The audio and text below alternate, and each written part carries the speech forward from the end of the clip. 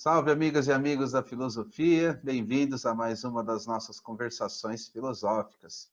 Hoje eu vou conversar com Rafael Saldanha, é um prazer recebê-lo aqui. Ele tem uns estudos sobre teoria do amor que eu estou muito curioso para conhecer. Ele também fala em metafilosofia, né, Rafael? Eu já vou lhe passar a palavra então, se você puder começar se apresentando melhor, falar dos seus eixos de pesquisa e tudo mais. Muito obrigado pela presença e por aceitar participar aqui das conversações. Boa tarde, Caio.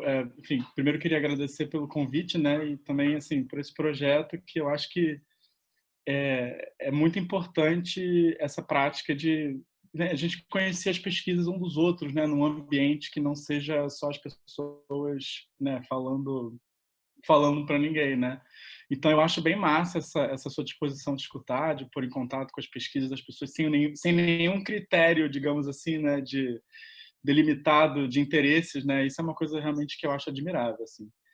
E bem, só para me apresentar então, né? Enfim, eu fiz a minha formação toda na UFRJ, né? Graduação, mestrado, doutorado.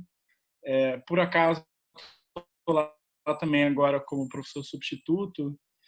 E desde que eu defendi minha tese, que foi em 2018, tem entrado naquele período assim meio que, enfim, aquele período meio interregno, né? Depois que a gente defende, antes da gente ter algum período assim de estabilidade, né? Todo mundo já passou por isso. E tem sido muito difícil até conseguir engatar pesquisas por causa disso, né? Mas muito recentemente, foi acho que no início do ano passado, eu li um livro de uma autora que é uma classicista e também uma poeta, que é Anne Carson, que em português, infelizmente, ela só tem um livro traduzido, que é um livro sobre, enfim, é um poema sobre, é tipo um ensaio poema sobre Proust, né, que se chama O Método Albertine, mas ela lançou nos anos 80 um livro chamado Eros the Bittersweet, né, ou seja, Eros o Agridoce, em que ela meio que faz uma análise do problema do amor na Grécia a partir, enfim, ela pega dois polos, né? De um lado ela pega Safo, porque a Safo tem essa descrição clássica do amor como agridoce, né? Que na verdade, como agridoce e também como o que solta membros, né? Na verdade, acho que o que solta membros está até no Exíodo. Mas enfim, e aí ela pega os poemas da Safo e depois vai até o Fedro do Platão, né? Passando muito pela cultura da Grécia e tal, e explicando, por exemplo, a gênese da subjetividade em relação ao problema do amor, como a escrita foi uma das coisas que levou o problema do amor a se transformar, né, ao longo da história da Grécia. E, bem, como ela termina com Platão, ela termina justamente com o problema da filosofia e do amor, né? Porque, apesar dela não trabalhar diretamente com o banquete, ela está ali retomando todos aqueles temas platônicos de que a experiência do apaixonado é a mesma experiência da pessoa que está filosofando, né? Que ela está passando, está entre a ignorância e o saber. Isso foi uma coisa que juntou, casou perfeitamente com o meu tema da pesquisa de doutorado, né? Até rola aquele momento de, poxa, eu devia ter entrado nesse livro antes, né? Porque no meu doutorado eu trabalhei sobretudo o que era filosofia, né? Porque uma questão que me... Enfim, você me interrompa, né? Se eu já engatei, né? Mas Não, o fica à que... vontade, eu estou aqui para ouvir, já que você já começou, pode continuar, por favor. Porque eu sou uma matraca. Assim, na minha tese, eu tinha uma questão, que eu acho que é uma questão, assim, acho que todo mundo também passa por isso, né? Mas eu resolvi tomar ela como objeto de pesquisa, que é, tipo, que diabos faz a filosofia, né? Porque a gente fica lendo os textos, dá um trabalho da porra aquilo, né? Tentar entender. E aí eu ficava perguntando assim, tipo, ok, mas o que isso está fazendo na minha vida, né? Aí eu comecei a estudar o problema da filosofia, peguei muito Pierre Hadot, né, que é aquele comentador de história antiga, mas eu nunca fui muito assim da área de antiguidade, né? Amo Sêneca, amo Marco Aurélio, mas assim mais como um leitor amador, né? E aí eu trabalhava muito Spinoza, que tem o problema da boa vida também, né? E eu comecei a pensar ali a questão da relação entre afeto e filosofia, como o afeto podia ser um critério para a filosofia. Trabalhei muito Deleuze e Guattari também, né? Enfim, fiz uma zona na minha tese, né? Enfim, acho que valeu mais pelo processo do que pelo produto final, né? Mas acho que isso também é normal. E depois eu, de repente, comecei a ver esse livro e eu comecei a ver que, assim, o que eu estava procurando, na verdade, estava ali.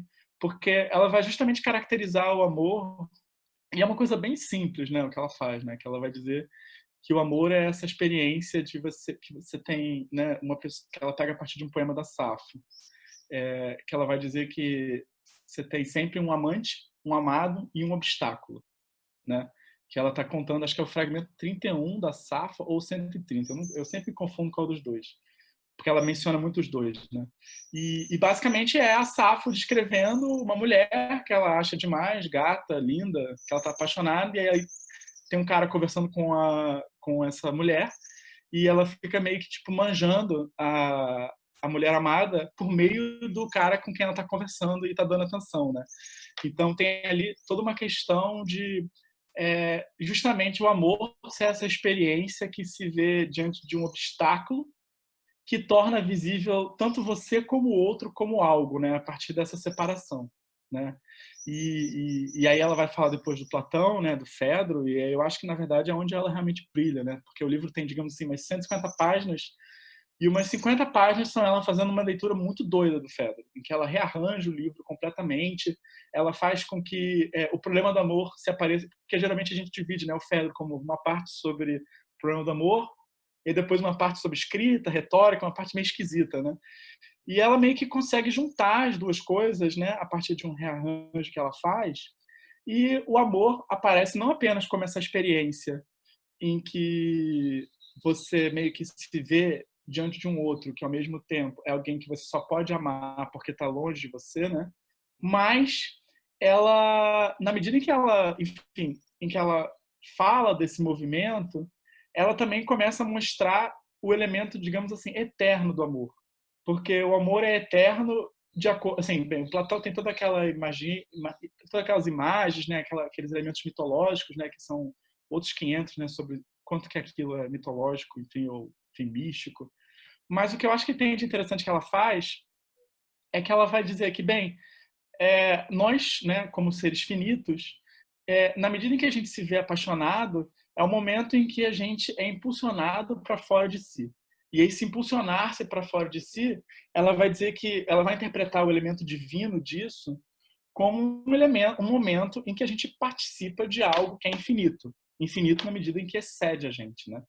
E claro, é um livro de uma muita gente eu acho que talvez diminuiria o livro dizendo que é um livro apenas de uma classicista, né? Como se isso fosse pouco, que não é um livro de filosofia, né? Mas o que eu acho de interessante ali e que me chamou a atenção é que ela, surpreendentemente, né? E engraçado que você falou do Badiou, né? A gente estava falando. O Badiou eu cheguei depois, né? Depois eu comecei a chegar à conclusão que tinha várias coisas ali que batiam.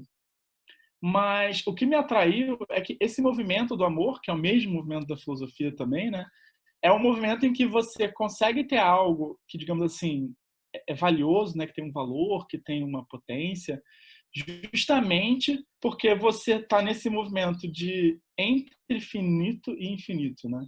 Que não é nem exatamente um se perder no infinito, né? Não é uma simples contemplação, mas também não é um solipsismo, né? Não é o Aristófanes ali melancólico que ele não consegue se reunir com a alma desejada, né? No banquete. Então, enfim, quando eu li isso, realmente assim, eu comecei a ficar pirado, porque, enfim, ela escreve de forma maravilhosa, assim, né? E, e aí comecei a ficar pirado nesse problema, nessa questão, e também justamente no tipo de perspectiva que isso traz para a filosofia, né? Porque, enfim, eu acho que uma das dificuldades de pensar o problema da filosofia é que a gente, às vezes, e quando eu falo a gente, eu estou falando também de mim, né? Porque eu acho que foi um dos problemas que eu vejo na minha tese, né? Quando eu fui falar de metafilosofia em si, né? Eu fiquei ali muito preso em elementos técnicos, fiquei muito próximo ao Deleuze, Guattari e tal. E eu acho que tem esse caráter, assim, digamos, existencial, né? Que apareceu para mim quando eu li esse livro, né? Então, assim, e de novo, né? É como se... E aí eu comecei a retomar o Platão, retomei o banquete, né? Toda aquela coisa de você pensar a filosofia não como uma espécie de produção de teses, né? Mas como uma navegação a partir dos diferentes equívocos, né? Porque, na verdade, eu acho que isso que é maravilhoso, tanto na filosofia como também no problema do amor, né? Todo mundo tem sua opinião. É impossível não falar desse tema sem você se implicar, né? Inclusive, eu tenho essa suspeita de que o problema do amor, ele meio que acaba sendo marginalizado, né, na história da filosofia, Não sei se você concorda comigo, mas acho que é meio louco que o Platão, que é o filósofo mais influente da história da filosofia, digamos assim, tradicional ocidental, né? Ele tem o amor no centro do diálogo mais famoso dele, também do Fedro, e isso meio que não aparece, né? E eu tenho essa hipótese, né, que eu acho que tem a ver com o fato de que a gente tem que se implicar quando a gente fala do amor, porque é impossível a gente não falar de nós mesmos, né? E aí os filósofos ficam tímidos, né? O Agostinho vai falar lá de Deus, né? Então é mais fácil. Mas porque quando eu li o Elogio do Amor do Badiou, eu só conseguia pensar, gente, o que é a vida dessa pessoa, né? Digo, eu fiquei pensando na vida amorosa do Badiou, né? Então, o Platão ele meio que consegue se livrar disso porque é tudo são vários personagens que ele mobiliza, né? Enfim. Então, foi um livro assim que realmente assim mudou o rumo da minha pesquisa, né? De certa forma, né? Enfim. Você poderia dizer que talvez fosse um acontecimento, né? Já que a gente falou do Badiou, você colocaria nesses termos? Eu acho que sim. Eu acho que assim, assim, eu estou só na margem do Badiou, né? Ainda não tive tempo de mergulhar na trilogia dele, né? Do Ser e Evento.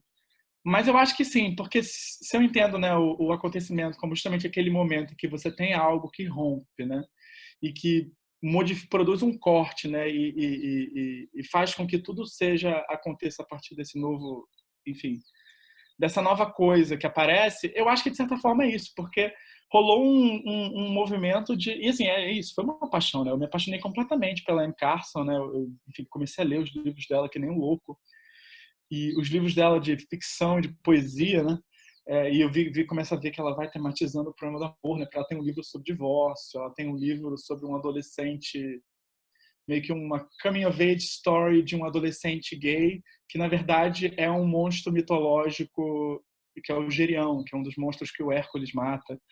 Enfim, e é isso, né? Então realmente assim, eu acho que é um evento porque também eu comecei a reinterpretar tudo, né? A partir dessa nova questão, né? Então, não sei se tecnicamente, nos termos do Badiou, serve, né?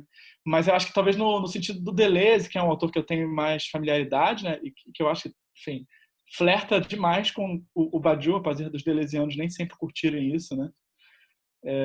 Mas eu acho que sim, eu acho que é uma espécie de evento, né? E eu acho que, de fato, eu tenho pensado cada vez mais que a filosofia, ela meio que, tipo, porque é isso, né? Se a gente está envolvido com essas coisas, né? Tem essas coisas que marcam a gente, que desviam a gente de rumo, né? Enfim, é uma coisa que é uma coisa que me interessa também, até para pensar a instituição, né?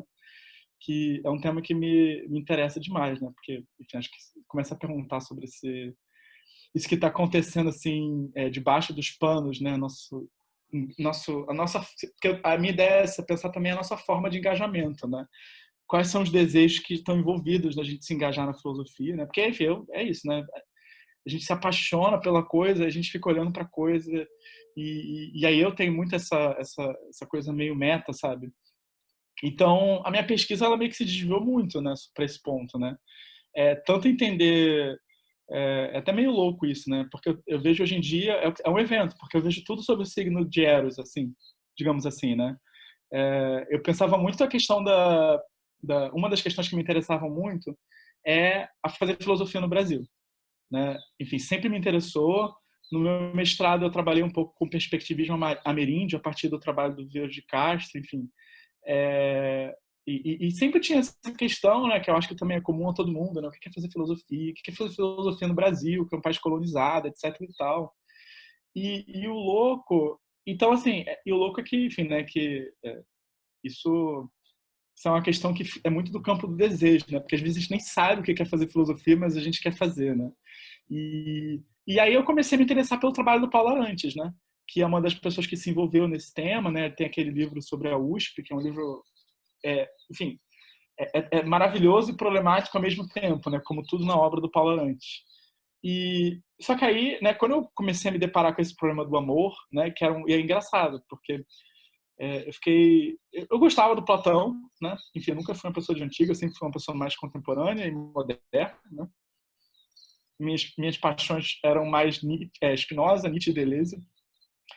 E aí, de repente, comecei a entrar em contato isso com Platão, enfim, com o problema do amor, com a figura do Sócrates, e tudo isso é meio apaixonante, né? A figura dessas pessoas, né? E aí eu comecei a perguntar justamente sobre também, porque o Paulo Arantes, ele elabora muito a questão institucional da filosofia, aquele meio que, toda aquela questão como você tem do pluralismo francês, do Verrou e do Gauche, enfim. E ao mesmo tempo, bem, talvez porque ele seja um certo tipo de reggae, fica tudo meio árido não, né? Mas falta o elemento, digamos assim, do desejo. Não sei se também tem a ver com o fato de que ele é sempre meio assim avesso à psicanálise, né? Ele tem uma relação meio esquisita com o pensamento francês, né? Apesar de que hoje em dia ele parece estar mais aberto para isso, né? Mas aí eu tenho pensado também isso, né? Tipo, não apenas os desejos que a gente tem, que levam a gente à filosofia, a maneira como a gente se implica nisso, mas também os desejos da instituição, né?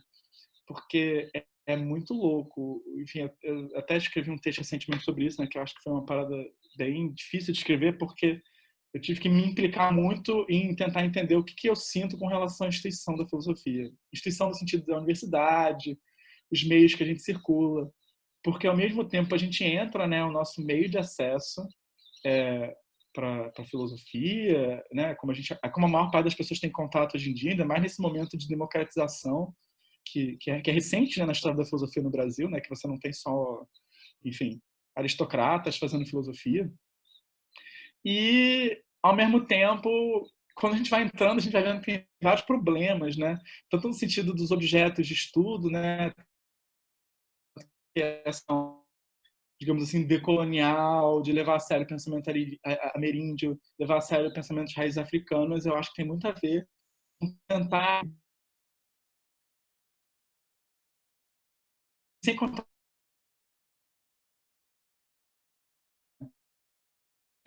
deu uma pausa, você está me ouvindo ainda? Agora voltou, depois eu faço uma ediçãozinha aí. Voltou. Tá, não, tudo bem, era só para...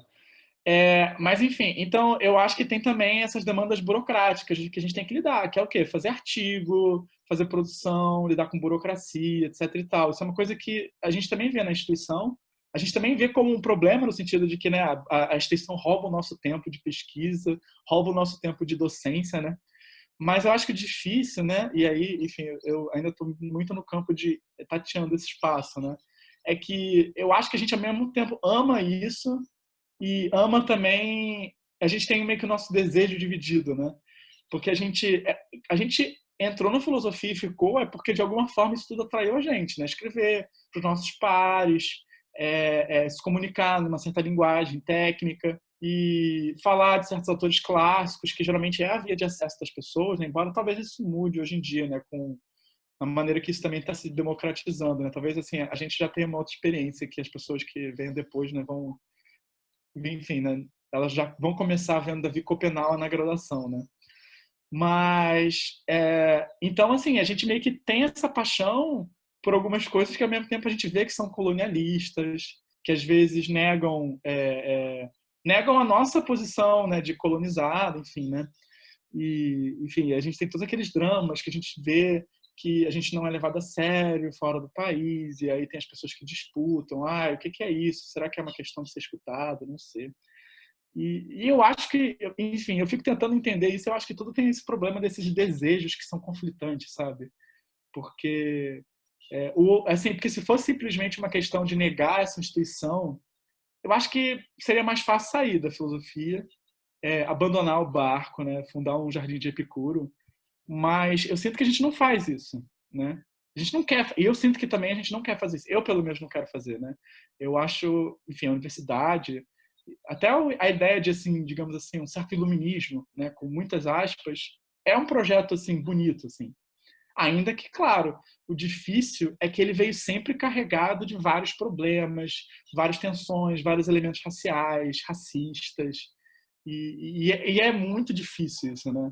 E aí é muito difícil, porque de um lado você vê, você tem dois polos que parecem ser ruins, né? De um lado é aquele polo que nega, tipo, digamos assim, todos esses elementos materiais, nega, né? Tipo aquela galera, né? Que eu acho que hoje em dia tem cada vez menos, mas eu parei de acompanhar. Tipo, os heideggerianos que negam que o Heidegger seja nazista, né? Tipo, eu estudo Heidegger, então eu não posso aceitar que eu gosto de um nazista. E aí, não, vou negar isso. Vou dizer que a filosofia dele é limpa disso. Mas aí tem o outro lado também, né, que parece igualmente ruim, né? Eu vou negar completamente o Heidegger. E que, claro que o Heidegger é uma pessoa horrorosa, mas eu tenho que lidar com o fato de que eu gosto do Heidegger, né? Não enfim, eu não tenho nenhuma posição sobre o Heidegger. Mas eu acho que é esse mesmo tipo de dinâmica, né? Essa sensação horrorosa, né? E é incômodo, né? E eu acho que é muito uma posição de um problema de amor, né? Que a gente, às vezes, gosta de alguém e aí a pessoa não é exatamente o que a gente quer e o que a gente faz, né? Enfim, e aí os problemas eles vão se misturando, né? Rafael, tem várias coisas que você falou que me chamaram a atenção. Até eu tenho um caminho parecido em algumas coisas. Eu também me preocupei muito com pensar o Brasil. Depois eu passei a pensar que o Brasil é a condição de impossibilidade da filosofia e que autores como Viveiros, Davi Copenaua revelam isso. Então aí eu comecei a pensar contra o Brasil. E aí hoje eu penso, na verdade, Uhum. como fazer filosofia nos territórios digitais. Essa é a minha questão atualmente. Como guerrilha, né? Como contra-filosofia também. Uma coisa que eu queria te perguntar, você Uhum. falou na antiguidade, você falou de Eros, você falou da questão do amor como Eros. A gente sabe que a palavra amor é polissêmica e que entre os gregos havia várias palavras e parece que uma palavra que, enfim, talvez tenha mais mérito hoje, seja filia do que Eros, né? Você teria alguma coisa a dizer sobre isso? Que é a palavra que está no termo filosofia, inclusive, o amor à sabedoria, de uma certa forma, amor à amizade, e a relação com Eros? Essa é a pergunta que eu ia te fazer. Uhum. Eu acho essa uma questão assim fundamental assim também, porque inclusive eu acho que um dos trechos mais bonitos da história da filosofia, para mim, é um trecho absolutamente banal, que é o Sócrates no Teteto, que eu acho que o Teteto é um diálogo muito fofo, eu acho, porque o Sócrates claramente se vê, de certa forma, no jovem Teteto, né, que é um jovem feio que nem ele, né, que eles fazem questão de apontar isso. E aí tem um momento que ele tá falando, e também tem toda a coisa da amizade dele com Teodoro, que é um amigo antigo. Eu acho tudo muito bonito. E aí tem um momento que o Sócrates fala, assim, uma coisa meio que tipo, poxa, mas eu espero que vocês não fiquem de saco cheio e tal, porque para mim conversar, enfim, é isso que eu curto, conversar e pensar junto com os amigos e tal. Tô fazendo aqui uma transcriação, né, haroldiana. Mas assim, é meio que o espírito da coisa, eu acho que acontece, né? A filosofia é um gesto de, assim, eu acho que é um gesto de amizade. E eu não sei se você tem isso, assim, de vez em quando acontece comigo, de você achar que você leu uma coisa, aí você marca ela e você volta no texto e vê que você inventou. Porque durante muito tempo, porque eu li esse texto no início da minha graduação e tive dificuldade imensa com Deleuze depois, aí só depois que eu me reconciliei com ele, que ele fala no que é a filosofia sobre o filos e tal. E aí eu jurava que ele dizia que ele fazia tipo uma brincadeira de que filosofia não é amor ao saber, mas é amor no saber. E eu tendo a achar que justamente esse gesto de amizade é mais uma amizade no saber do que uma amizade ao saber, né? E eu acho que justamente sobre essa questão da filia, então assim, primeiro tem esse ponto que eu acho que é muito é muito importante, porque o, o, eu acho que não é à toa que é filosofia e não era filosofia, né? Mas tem um outro ponto que eu acho que é interessante também, é que parece que é, depois do Platão, a filia tomou o lugar da Sofia, né? Do Eros. Porque o Aristóteles não fala de amor. É uma parada meio louca, assim. Não sei se é porque ele era macedônio, se ele era de outra cultura, se ele achava os atenienses meio esquisitos, né? Mas parece que é o que ganhou espaço, talvez porque você tem que se implicar menos, né? Mas, ao mesmo tempo, eu acho que tem algum aspecto que a amizade capta algo de essencial do amor, né? Que é o fato de que ela não tem nenhuma razão de ser, né? Porque ela não é utilitária. A amizade não é algo que se dá porque você quer, né? Porque você acha que vai ser bom para você. E, ao mesmo tempo, também eu acho que ela tem algo da durabilidade, né? Porque eu sempre fui digamos assim, um spinozano convicto, assim, né? E abraçava a coisa da imanência, do Deleuze, tudo isso.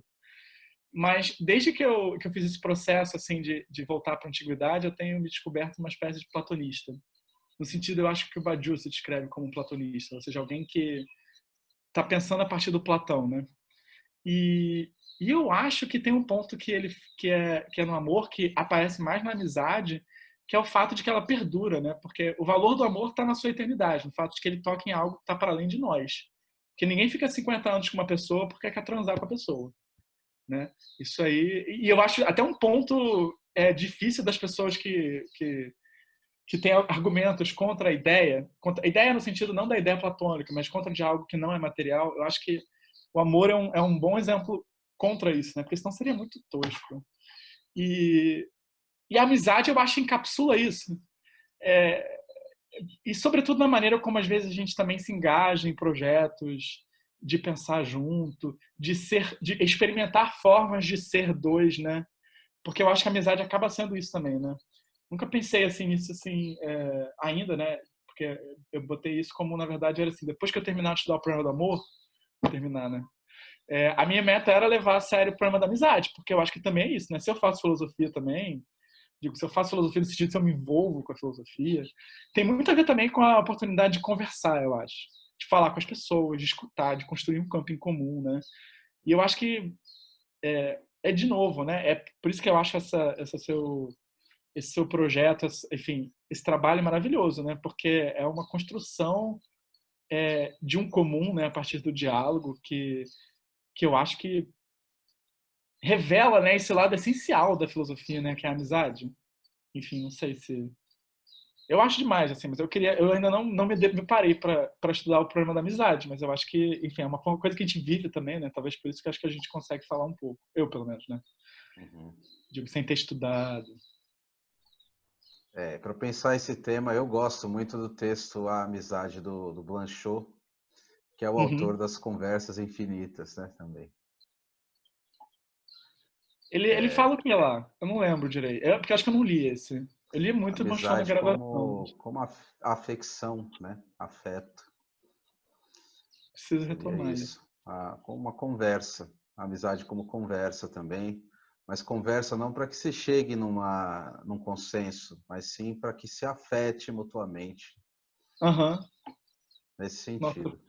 eu preciso. Tem a ver com aquela coisa, com aquele papo dele com o Bataille, com a amizade dele com o Isso, Bataille. é Preciso isso. retomar isso. Eu tenho medo do Blanchot porque eu fui traumatizado na graduação, apesar de eu também ter sido apaixonado por ele. É isso. E sobre o Paulo Arantes, ele vem no canal, dia 17. Já Ah, que anota massa. aí, Que para a demais. gente conversar com o Paulo. Faz 26 anos esse livro, Departamento Francês, né, da publicação. Sim. É. É isso. Foi muito boa a conversa. Gostei muito, aprendi agora uma nova autora que eu confesso que eu não conhecia, Anne Carson. Vou atrás. Olha, eu recomendo demais, assim, sobretudo um livro dela, que é o romance que eu falei, que ela meio que reatualiza um mito do Gerião, que é Autobiografia do Vermelho. Maravilha. Vou começar por esse, então. Eu gostei do título. Ah, é demais, é demais. A Autobiografia do Vermelho. Maravilha. Rafael, se você quiser dizer mais alguma coisa aí para a gente encerrar essa conversa, fica à vontade. Não, é só agradecer de novo, assim, esse espaço. Eu acho que é muito massa essa experiência de escutar e ser escutado, eu acho.